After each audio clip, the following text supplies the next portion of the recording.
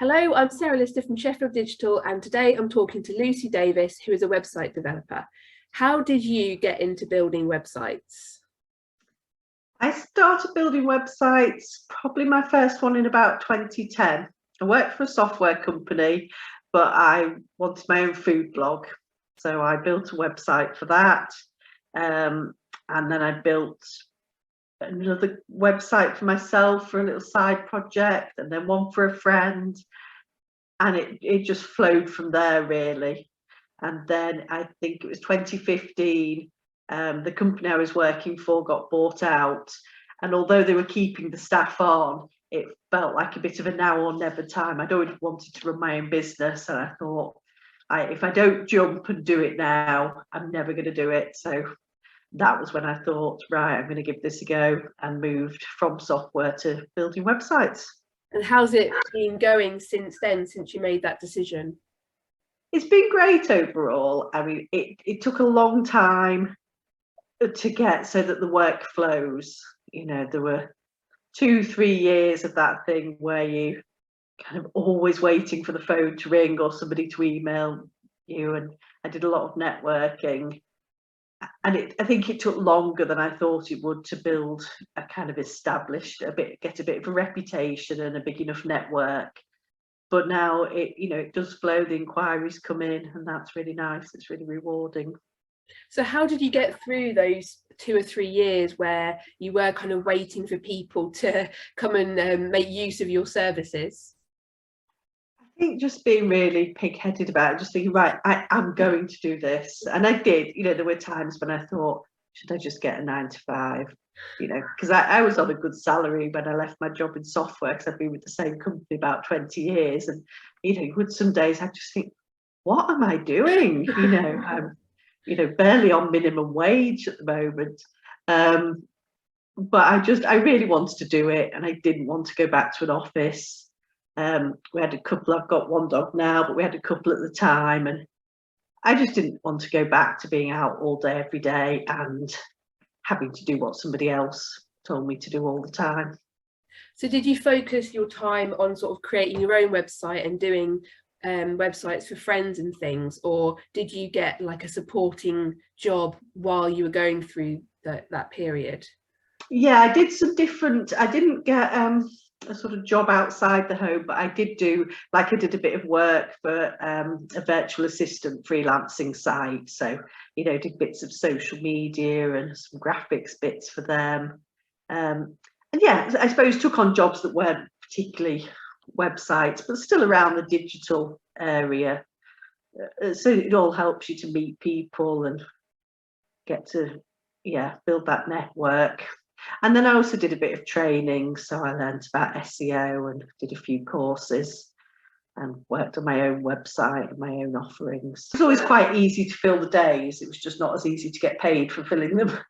Yeah, and obviously I think the SEO and everything has obviously worked well, because I discovered you through website search. So it really is obviously worth putting the time in with that, I think. Yeah, definitely. Yeah, I've been really pleased. That's something that's changed actually just over maybe the last couple of years. I've started to get, because at first it was very much all word of mouth and people I met through networking, but now I do get people who just say, oh no, I just found you on Google, and even people from other bits of the country, so that's really nice. So can you tell us a bit about the networking? Like, what sort of events did you go to, and what was your approach when you were there, and how has it helped you in your business? Well, I started off really early in working for myself. I started networking, and I chose, it's not running anymore, but I chose the local women's networking group just because I felt a little bit less intimidated by that. So it was in-person networking every couple of weeks. And I think my approach was, I don't know, just to go and listen to what everybody else had to say, and get to know people, and get to know them beyond the networking. So it was quite encouraged. In the first group I went to was, making time to have one-to-ones with people outside of the networking meeting. So I'm still, good friends with people from that very first group. and I still get work that comes via them knowing somebody who knows somebody. And I think all through most of the networking I've done has been women's groups, just because I like the atmosphere of them. I do a little bit of the local Chamber of Commerce networking, which is broader. But yeah, in general, I now go to one called She Business Networking. We're online at the moment, but I find them a very supportive community. Can I ask you next, why do you use WordPress? I initially used it just because it was kind of what a lot of bloggers used back when I did my very first site. So initially, I don't think I was that aware of the different technologies around, so I used WordPress. But then when I started doing sites professionally, I like it because you can do anything with it. So whatever somebody wants to add to their website, somebody will have done it before. There's a great community around it, I think, which stems probably from it being open source software. It's just built a very good community. It's very supportive. I'm constantly overwhelmed by the amount of knowledge people give away for free, the lengths people will go to in a Facebook group to answer your questions and help you out, which is really, really nice. And I also think for the size of most of my clients are quite small businesses, I think it's a really practical solution for a small business because there's loads of developers working it. So if you go with something a bit more obscure, a bit more bespoke, which might be great for a big company because you can have exactly what you want, and it may, it can be easier to optimize a website that you're building from scratch yourself. But if you're a small business, you need to be able to get another developer if the developer you're working with stops doing that. And because there's a really big pool of developers, it's probably more affordable as well. Flexibility and then the community. And have websites like Wix and Squarespace and people kind of having access to those on perhaps the way that they've built it in a kind of you pay monthly basis type of thing. Have you seen that have an effect on the kind of market as such? And or do you find that have you still had the same sort of levels of interest of people coming to you? I haven't noticed any difference to the amount of work. I mean, I know people who use those platforms and they can be great. If people want to build it themselves, it's like if somebody came to me and said they wanted a shop website and they wanted to build it themselves, I would probably say go with Shopify. I probably wouldn't recommend WordPress. If they said, oh, I want a shop website, but in the future I might want to add X, Y, and Z, and I want somebody to build it for me, then I'd probably use WordPress. So I think those things have their place, but I don't think it's really impacted the amount of people wanting websites built for them, because when you're just starting out, it's great to build a website yourself, but hopefully your business will get busy and you'll be busy doing the thing that your business is rather than building a website. And there's a lot more beyond just the building it. There's kind of knowing how they work and what best practice is and that kind of thing. So I think things like Squarespace, particularly because it has such nice designs, are a really good starting point. But I think people often then progress and want a second website a couple of years down the line, and then they're ready to move on to having somebody build it for them. Do you build them and then that's the project finished, or do you tend to maintain them with the client? I do both.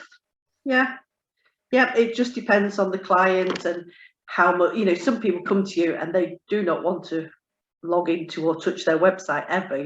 That is something they want to pay somebody else to do, in which case I do the maintenance. Other people have maybe done a bit of WordPress themselves in the past.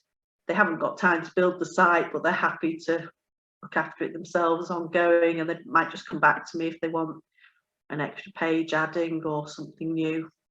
And what types of businesses do you really like working with? Do you like the sort of local feel, or particular, like you said, you're into food blogs and things? It's funny actually, because I am a real foodie and I have done so little work with any food businesses. It's just something, kind of done everything else, from pantomime scripts to somebody who teaches the zither, but no food businesses, which is really strange.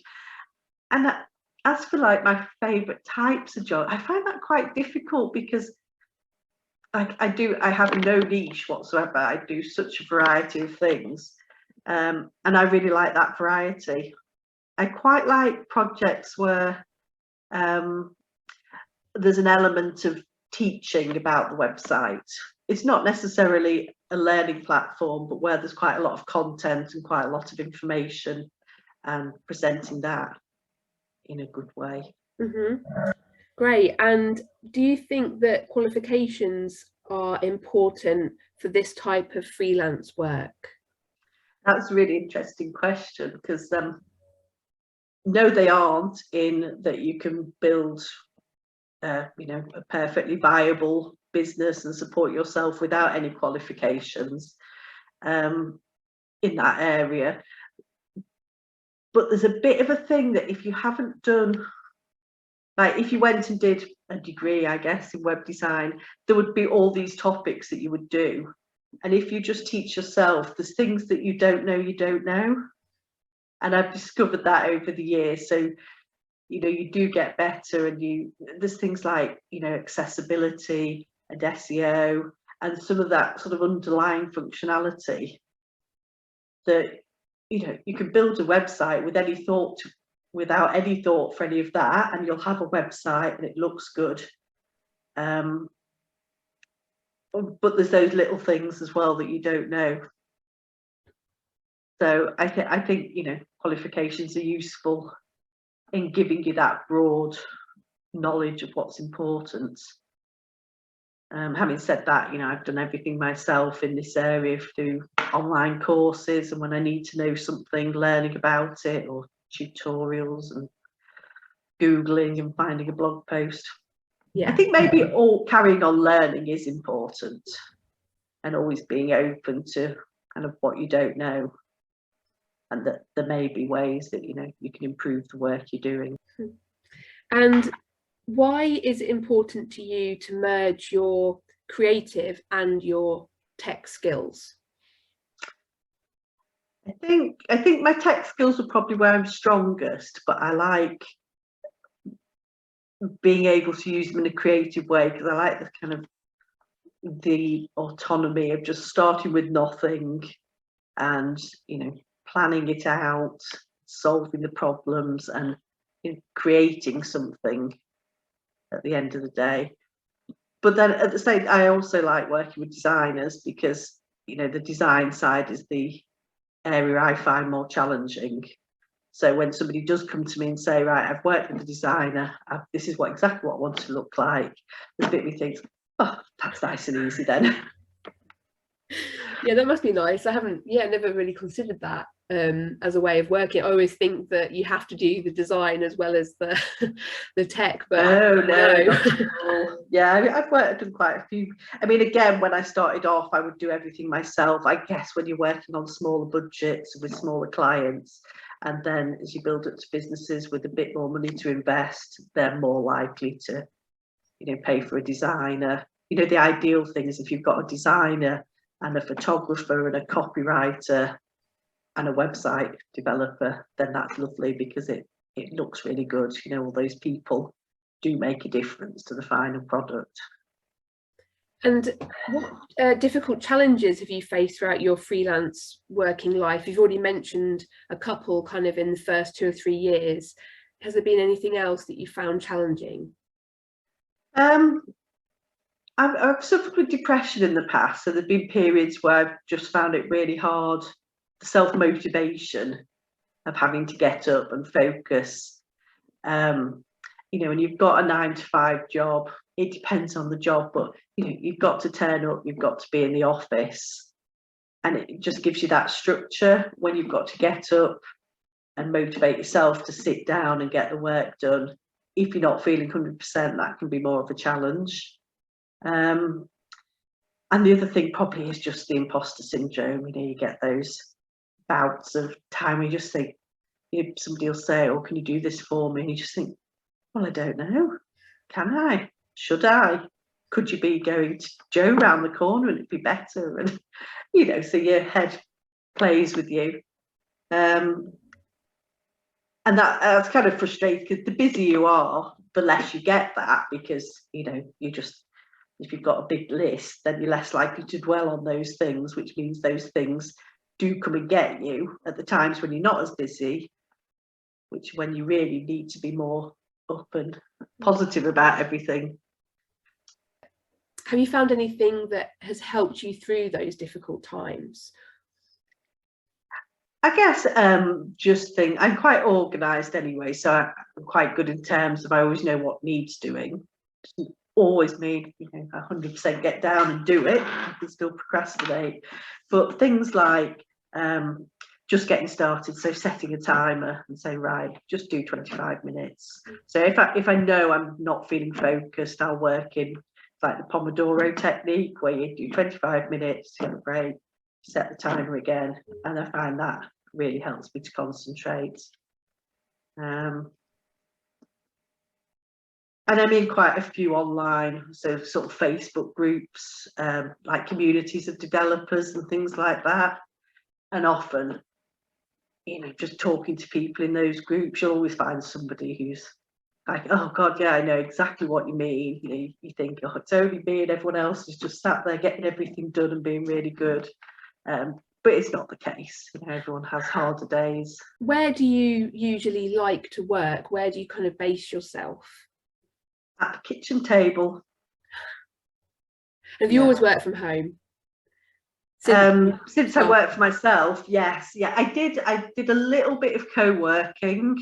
I did try a co-working space for a while, and I'm sort of torn, because it's nice because you've got a bit of a inbuilt community, but then I also don't want to go out the house for 8 hours. So yeah, I can really see the advantages, but it's never quite worked for me. And I'd sometimes, not so much at the moment, just because of the last couple of years, but before that, I would quite often go to a coffee shop for a couple of hours.